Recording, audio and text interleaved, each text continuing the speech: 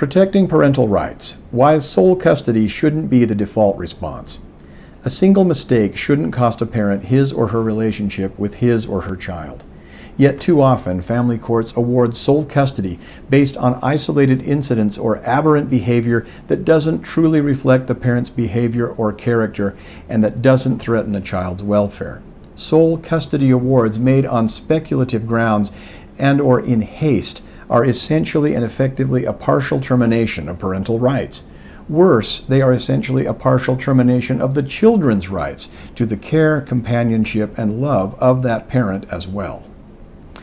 The problem with knee-jerk reactions.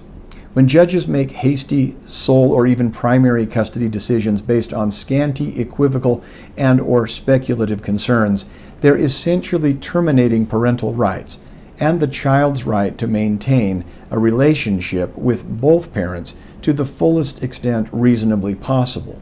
This approach uses a cleaver where a scalpel should suffice. The irony is stark. Many judges have made personal mistakes they wouldn't consider grounds for losing access to their own children, yet they'll cite, and embellish, similar behavior as justification for severing another parent's relationship with their child. This often stems not from a genuine concern for the child's welfare, but from fear of appearing incompetent or politically incorrect. In other words, not tough on DV.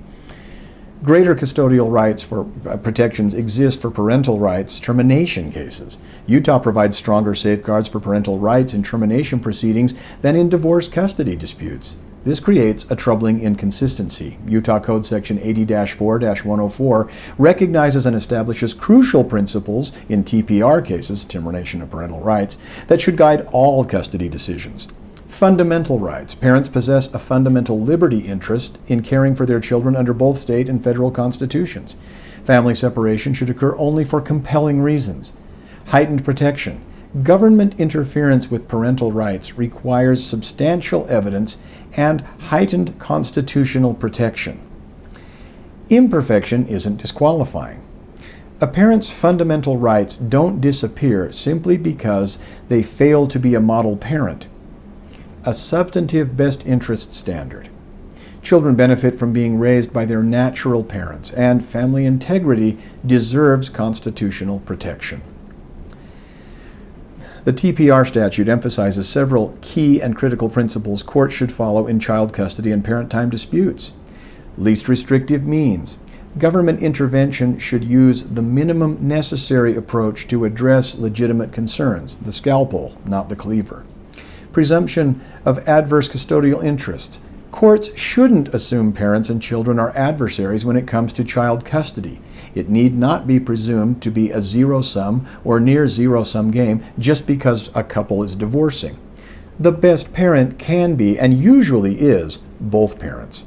Preservation over severance. The state's interest lies in strengthening family relationships to the greatest extent possible, not breaking them apart. Primary parental role. Parents have the fundamental right to control their children's upbringings, with the state playing only a supportive role at most.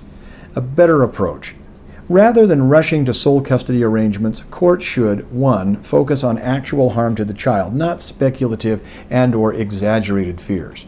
2, apply constitutional protections for parental custodial rights.